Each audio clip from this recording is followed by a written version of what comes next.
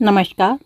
स्वागत है आपका हमारे चैनल ऊर्जा द एनर्जी डिवाइन लाइट में। जैसा कि आप सभी जानते हैं कि कल यानी कि 2 सितंबर से पितृपक्ष शुरू हो रहा है और ये 17 सितंबर तक चलेंगे। इस दौरान पितरों की आत्मा की शांति के लिए श्राद्ध कर्म और तर्पण किए जाते हैं। इसीलिए इस पूजा को बहुत ही विधि विधान के साथ किया जाता है। इसकी बहुत ज़्यादा मान्यता है। धार्मिक मान्यताओं के अनुसार पिंडदान की पूजा में किसी भी तरह की लापरवाही अगर होती है तो उससे पितृ नाराज हो जाते हैं। इसलिए इसको करते समय कुछ बातों का ध्यान रखना बहुत ही महत्वपूर्ण होता है। श्राद्ध पक्ष को 16 श्राद्ध कहा जाता है, जो भाद्रव माह की पूर्णिमा से प्रारंभ होता है तथा पूरे 16 दिन तक चलता है, जो कि आश्विन मास की अमावस्या को समाप्त होते हैं। इन 16 दिनों में श्राद्ध और तर्पण के कार्य किए जाते हैं। अब हम एक बात पर और चर्चा कर लेते हैं कि जैसे किसी की तिथि नहीं पता होती है तो उनके निमित्त जो श्राद्ध किया जाता है तो वो किसके लिए किस तिथि को हम श्राद्ध कर सकते हैं। तो पूर्णिमा को ऋषियों के निमित्त श्राद्ध किया जाता है। सौभाग्यवती स्त्री के लिए नवमी को श्राद्ध किया जाता है और जो यति सन्यासी आदि होते हैं उनका श्राद्ध द्वादशी वाले दिन किया जाता है। जिन लोगों की मृत्यु शस्त्राघात से हुई है, किसी एक्सीडेंट में हुई है, उनका श्राद्ध जो होता है वो चतुर्दशी को किया जाता है। और जिनकी कोई तिथि पता नहीं है, जिनकी तिथि भूल गए हैं, तो उन सभी का जो श्राद्ध किया जाता है वो अमावस्या के लिए किया जाता है। श्राद्ध यानी श्रद्धा से किया गया कर्म। जिनकी मृत्यु हो जाती है उनको मृत्यु के 3रे या 5वें वर्ष में पितरों में शामिल कर लिया जाता है। जिस तिथि को उस व्यक्ति की मृत्यु हुई होती है उसी तिथि को श्राद्ध कर्म किया जाता है, पक्ष भले ही कोई भी रहा हो। एक भ्रम और है कि एकाधिक पुत्र होने पर बड़ा पुत्र श्राद्ध कर दे तो ये काफ़ी है, लेकिन ऐसा नहीं होना चाहिए। एकाधिक पुत्र होने पर अगर सम्मिलित रहते हैं तो एक जगह श्राद्ध किया जा सकता है, लेकिन अगर अलग अलग रहते हैं तो सभी पुत्रों को श्राद्ध करना चाहिए, क्योंकि पितृ सभी के होते हैं। अगर किसी का पुत्र नहीं है तो उसका सगोत्री भी यह कार्य कर सकता है, या फिर बेटी का बेटा श्राद्ध करने का अधिकारी माना जाता है। और कोई भी किसी के निमित्त श्राद्ध कर सकता है, क्योंकि श्राद्ध से पितरों की मुक्ति होती है। एक भ्रांति और भी है कि गया जी में पिंडदान अगर कर लिया है तो श्राद्ध करने की आवश्यकता नहीं है, और ये बहुत बड़े स्तर पर है, लेकिन ऐसा नहीं है।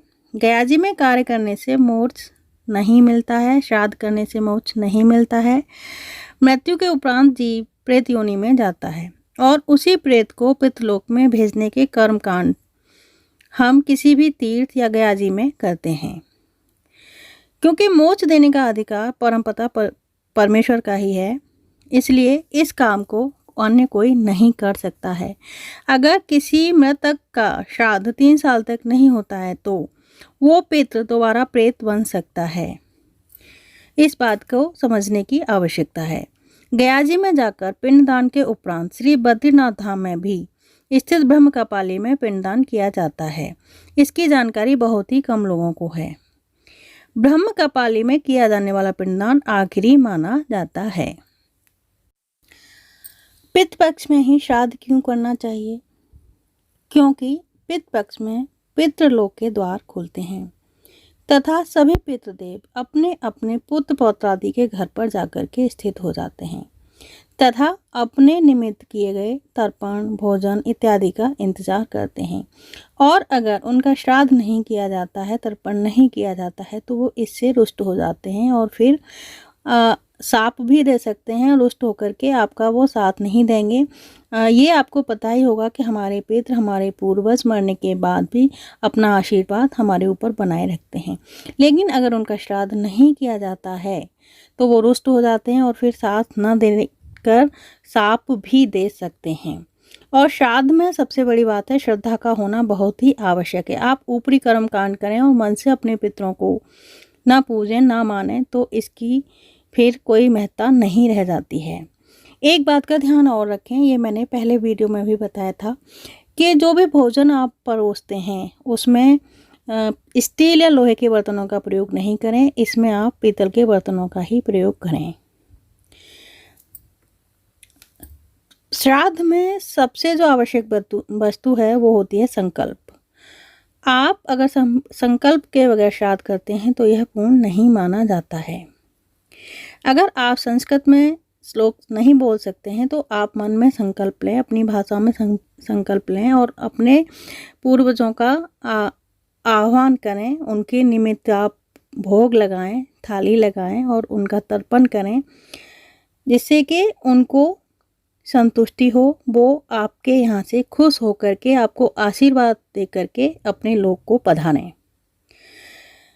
अगर आप भोजन किसी भी ब्राह्मण को करा रहे हैं अपने पूर्वज के निमित्त, अपने पितृ के निमित्त, तो उस ब्राह्मण को भोजन के साथ दक्षिणा अवश्य दें, क्योंकि बिना दक्षिणा के दिया हुआ भोजन, खिलाया हुआ भोजन किसी कार्य का नहीं है। अगर किन्हीं कारणों से भोजन की व्यवस्था नहीं हो पाती है तो वहाँ आप सीधा दान कर सकते हैं। सीधा दान यानी कि कच्चा अन्न, जिसे आमान कहते हैं, और यह कम से कम एक परिवार के एक दिन के भोजन के लिए पर्याप्त होना चाहिए। तर्पण किस तरह से करना है, भोजन किस तरह से खिलाना है, ये मैं आपको इससे पहले वाले वीडियो में भी बता चुकी हूँ। तर्पण में जो सामग्री आवश्यक होती है उसको आप जिस दिन तिथि है, श्राद्ध है आपके पूर्वज का, पितृ का, उसे एक दिन पहले ही अवश्य ही कलेक्ट कर लें और उसके बाद तर्पण उसी विधि से आप अवश्य करें।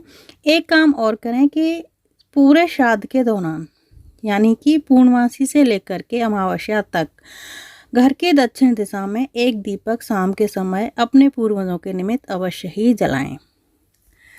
आपको अगर वीडियो पसंद आया है तो लाइक एंड शेयर कीजिए। अगर आपने मेरे चैनल को सब्सक्राइब नहीं किया है तो कृपया चैनल को सब्सक्राइब कर लीजिए। जुड़े रहिए हमारे चैनल ऊर्जा द एनर्जी डिवाइन लाइट से। धन्यवाद, नमस्कार।